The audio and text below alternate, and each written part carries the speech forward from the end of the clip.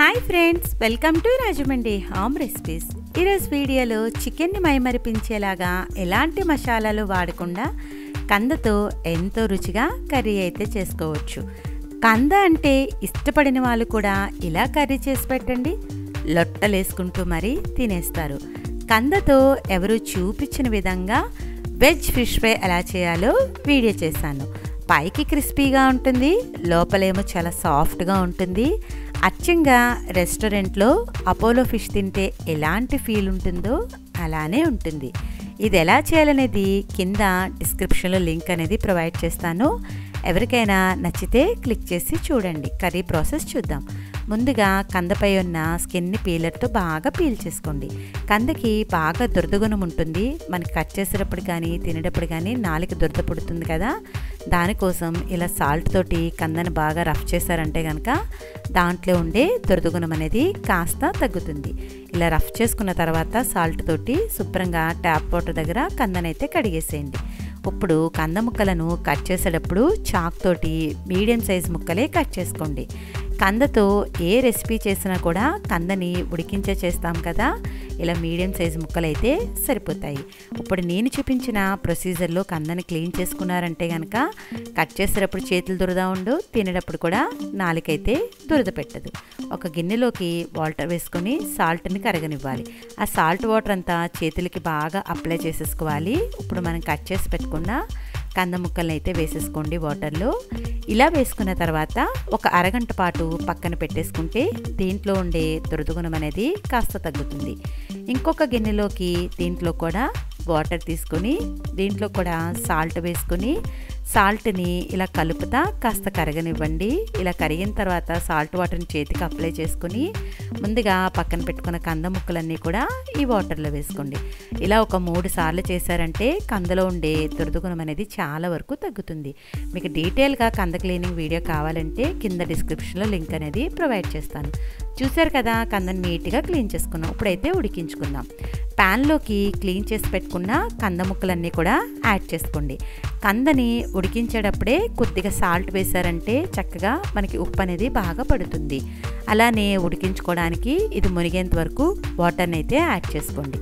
ఇలా వేసుకున్నాక ఒకసారి ప్రెస్ చేసి స్టవ్ మీద పెట్టేసి మీడియం ఫ్లేమ్ పెట్టుకొని మూత పెట్టేసి ఒక్క 10 నిమిషాలు ఉడికించారంటే చక్కగా కంద అనేది ఉడికిపోతుంది. 10 నిమిషాల తర్వాత మూత తీసి చూద్దాము.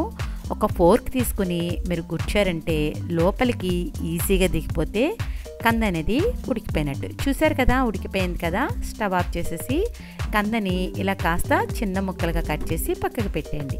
ప్యాన్ పెట్టి దాంట్లోకి ఒక 2 టేబుల్ స్పూన్స్ దాకా ఆయిల్ అనేది వేసుకోవాలి.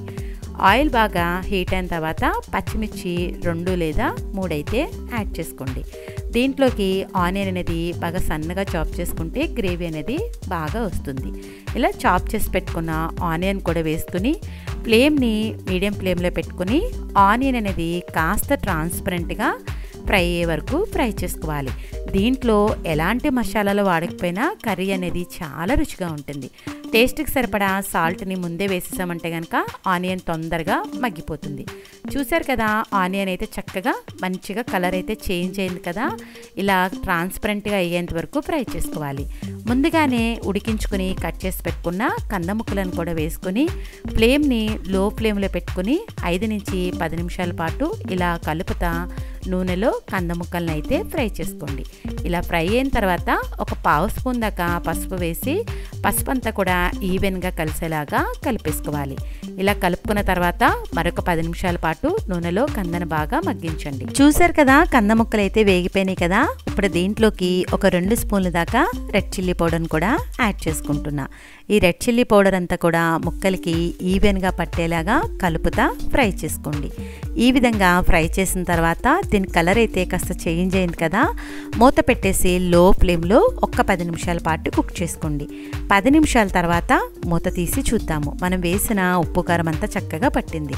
కర్రీ ఉడికించుకోవడానికి మనం వాటర్ అయితే వేసుకోవాలి. 1 గ్లాస్ దాకా వాటర్ని అయితే వేసుకొని ఈ వాటర్ అంతా కూడా బాగా కలిసేలాగా కలిపేసుకోండి. ఇలా కలుపుకున్న తర్వాత దీనిపైన మూత పెట్టేసి మీడియం ఫ్లేమ్లో 10 నుంచి 15 నిమిషాల పాటు కుక్ చేశారంటే చక్కగా ఉడికిపోతుంది. ఇలా ఉడికించుకుంటూ మధ్యలో 10 నిమిషాల తర్వాత మూత తీసి చూద్దాము. ఆయిల్ అనేది పైకి తేలుతూ చక్కగా కర్రీ అనేది బాగా ఉడికింది. ఒక్కసారి ఉప్పు కారం చెక్ చేసి ఏమైనా తక్కువైతే యాడ్ చేయండి. మూత పెట్టేసి ఈ వాటర్ అనేది కాస్త దగ్గర పడేంత వరకు కుక్ చేసుకోవాలి. అవసరం అనుకుంటే మధ్య మధ్యలో గరిటెతో కలుపుతా కుక్ చేసుకోండి. చూడండి చాలా వరకు దగ్గర అయితే పడిపోయింది కదా. ఇప్పుడు దీంట్లోకి 1 గ్లాస్ దాకా పాలను వేసుకోండి. కర్రీ అనేది చాలా బాగుంటుంది. కాచి చల్లార్చిన పాలను అయితే తీసుకోండి. నేనైతే 1 గ్లాస్ తీసుకున్నా. లో ఫ్లేమ్లో పెట్టుకొని ఈ మిల్క్ అంతా కూడా బాగా కలిసేలాగా కలిపేసుకోండి.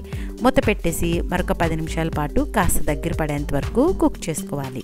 చూశారు కదా, కందతో కర్రీ తయారు చేయడం ఇంత ఈజీ అనిపించిందా? వీడియో నచ్చేసిందా? అయితే ఒక్క లైక్ ఇవ్వడం అయితే మర్చిపోవద్దు. ఇలా సర్వింగ్ బౌల్లోకి సర్వ్ చేసే ముందుగా ఫ్రెష్ క్రీమ్ వేసి సర్వ్ చేసుకోండి. చాలా బాగుంటుంది. ఇంకెందుకు ఆలస్యం, కందతో నేను చూపించినట్టుగా మీరు కూడా ఈ కర్రీని ట్రై చేసి ఎలా వచ్చిందనేది మీ అమూల్యమైన ఫీడ్బ్యాక్ని నా కామెంట్ సెక్షన్లో తెలియజేయడం అయితే మర్చిపోవద్దు. మీ అందరికీ నా వీడియో నచ్చిందనే అనుకుంటున్నా. Thanks for watching my video. Please like, comment, share, subscribe my channel.